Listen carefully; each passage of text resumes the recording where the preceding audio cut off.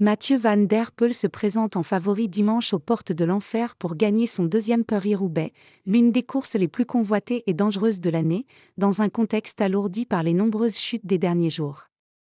Pour éviter un nouveau jeu des quilles, les organisateurs ont installé pour cette 121e édition une chicane à l'approche de la Trouée d'Arenberg, un secteur stratégique et redouté de l'arène des classiques, d'autant que les pavés risquent d'être terriblement glissants cette année après un hiver humide.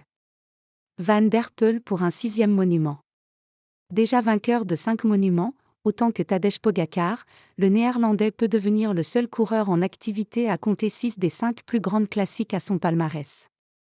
Et il est le grandissime favori à sa propre succession après s'être imposé en solitaire sur le vélodrome de Roubaix en 2023. S'il récidive, le leader d'Alpecin deviendra le premier coureur depuis Tom Boonen en 2009 à conserver son bien à Roubaix et le premier depuis Fabian Cancellara en 2013 à remporter Paris-Roubaix et le Tour des Flandres la même année. Gagner les Flandres était mon objectif principal cette année, maintenant tout le reste est du bonus, mais ce serait évidemment cool de regagner Roubaix, souligne le champion du monde en titre. Des adversaires dans le flou. Si le petit-fils de Raymond Poulidor est autant favori, c'est aussi parce que ses adversaires ne sont pas au meilleur de leur forme ou carrément absents, comme Wout van Aert, sur le flanc pour de longues semaines après sa chute dans À travers la Flandre.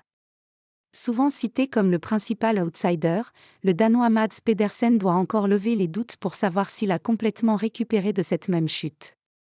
Le Français Christophe Laporte, qui portera les ambitions de l'équipe Visma avec Dylan Van Baarle, revient tout juste après une grippe intestinale et un problème à la selle.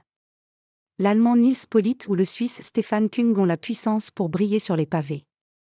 Mais c'est peut-être un coéquipier de Van Der Poel qui représente la plus grande menace avec Jasper Philipsen, deuxième l'an dernier et vainqueur de Milan-San Remo.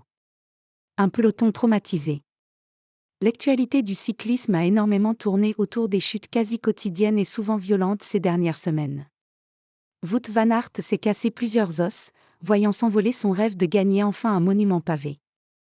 L'effroi est monté d'un cran encore jeudi avec un crash terrible au Tour du Pays Basque qui a emporté 3 des favoris du Tour de France, Jonas Vingegaard, Remco Evenepoel et Primož Roglič, les 2 premiers étant également victimes de fractures.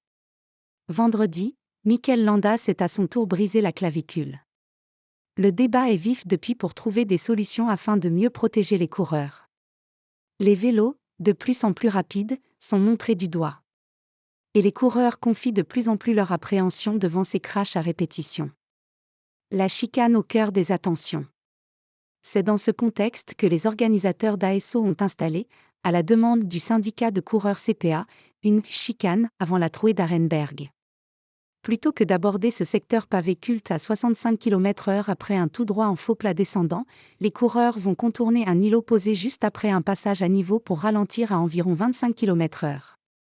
Si la plupart des acteurs ont applaudi la décision, certains comme Mathieu Van Der Poel estiment qu'elle crée aussi du danger. La chicane est en effet une épingle très serrée et risque de se transformer en goulet d'étranglement.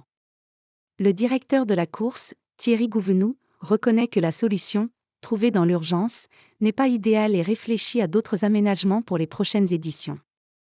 Des pavés glissants. Quelles que soient les conditions, Paris-Roubaix est la course la plus redoutée de l'année avec ses quelques 6 millions de pavés souvent rebelles. C'est encore plus vrai cette année puisqu'il y aura 55,7 km de pavés au programme, le plus grand total depuis 30 ans.